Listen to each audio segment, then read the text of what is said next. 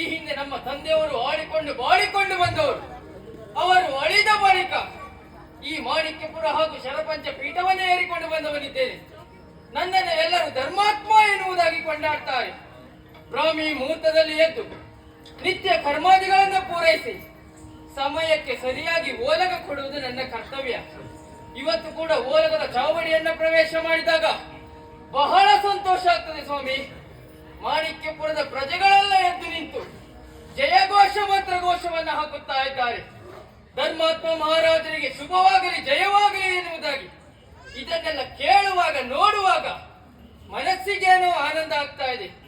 ಮತ್ತೆ ನಮ್ಮಲ್ಲಿರುವುದು 4 ವರ್ಣದವರು, ಬ್ರಾಹ್ಮಣ, ಕ್ಷತ್ರಿಯ, ವೈಶ್ಯ, ಶೂದ್ರರು.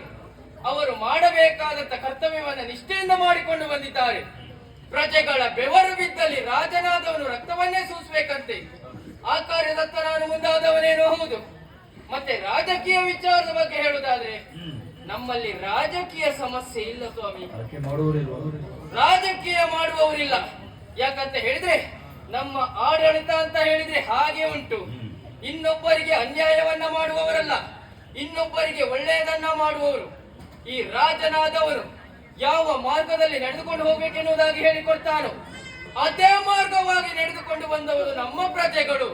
ಹಾಗಾದ್ರೆ ರಾಜಕೀಯ ಸಮಸ್ಯೆ ಇಲ್ಲ ಅಂತಾದ್ರೆ ಸಮಸ್ಯೆವೇ ಇಲ್ವಾ? ಉಂಟಪ್ಪ. ನನ್ನ ಸಾಂಸಾರಿಕ ಜೀವನದ ಬಗ್ಗೆ ಹೇಳುದಾದ್ರೆ